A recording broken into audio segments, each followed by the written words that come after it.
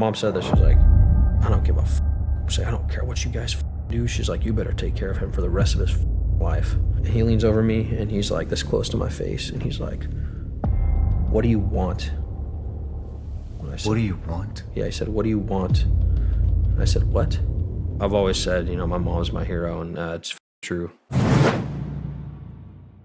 At one point, I flatlined, and I did a few times, but they brought my mom in and had her say goodbye to me because they're like, he's not going to make it.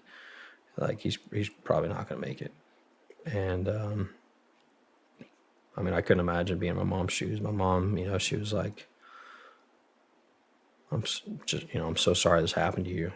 And my buddies all have said that to me too. And they don't feel sorry for me. You know, I told them, like, you feel sorry for me, I want to kick your fucking ass. Like, I don't feel sorry for myself.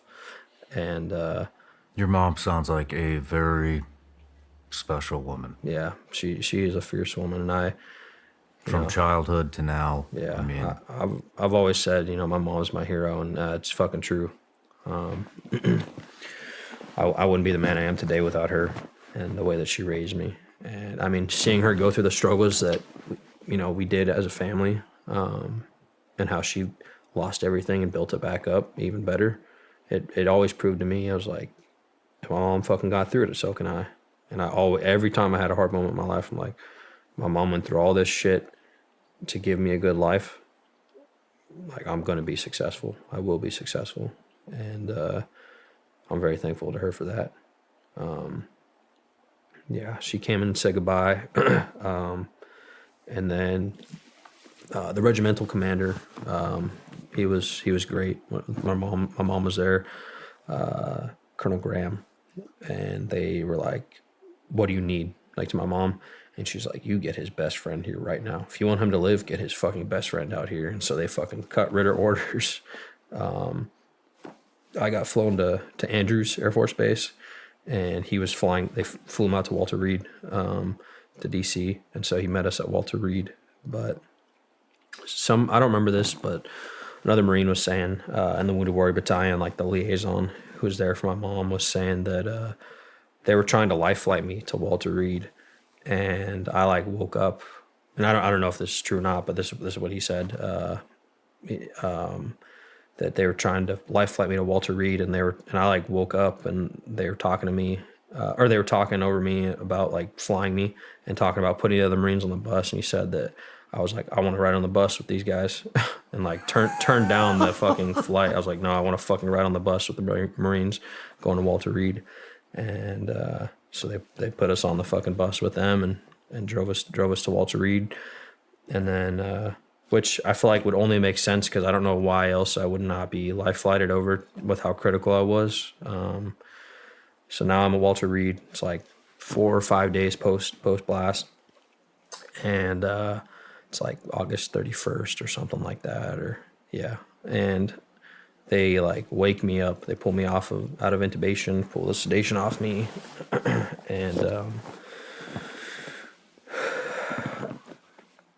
I woke up. And, you know, my mom's there, my buddy Ritter, he's there. And my mom's like, hey, sweetheart, how you doing? And my mom, she knows me really well. Like, she took photos and videos the whole time from the time she got to Germany to me. She took photos and videos of all of this shit, and through fucking tears. And one of the first things I said when I woke up was like, did you fucking take pictures of this or what? And she was like, yeah, I took fucking pictures, motherfucker. Like, she knew I would want pictures and videos of like my surgeries and stuff. And I mean, that's a testament to her fucking strength as well. But before I jump into this, she, on the way back to Andrews Air Force Base from Germany, they actually had put her on a plane with all of the refugees. So a few of us who were injured and like 100 and something refugees were on this plane.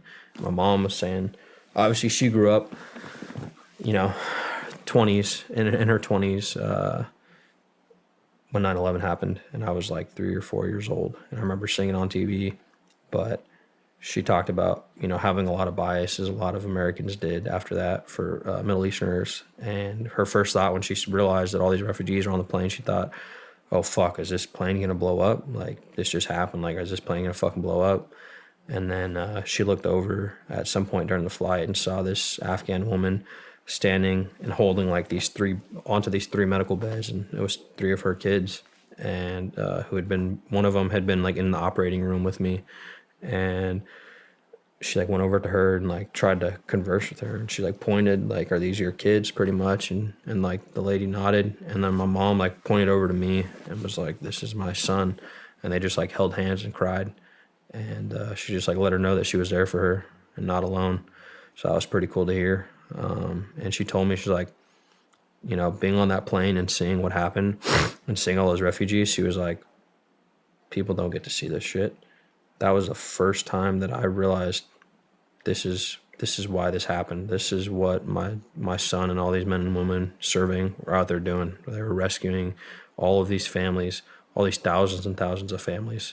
This is why this happened. Like, or this is what they were out there doing. This is what they were there for, and it's pretty cool to hear her talk about that. Yeah, so I'm at Walter Reed, and one of the first things I say when I wake up, like first words out of my mouth, I was like coming to and just really fucking high. Obviously, I'm like, fuck me. She's like, what? I'm like, fuck me. And she was like, what's wrong, sweetheart? Like, other than the obvious. And I was like, right away, I was like, those motherfuckers blew off my fucking leg.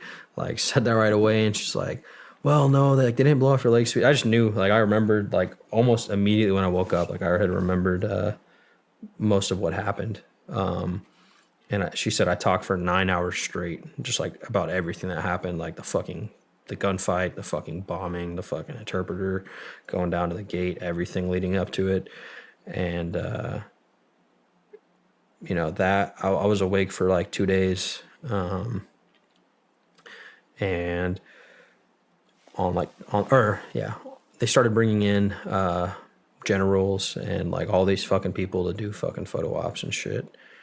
And like come meet me and stuff, and I don't know any better. I'm really fucked up and really high, and a few people came in, a few generals, I don't even remember who, honestly. And then they're like, do you want to see the president of the United States? Do you want to see the president? And I was like, what? It's like, the president? They're like, yeah, the president. I was like, the president of the United States. Like, yeah, the president of the United States. Like, it was like, the president wants to see me.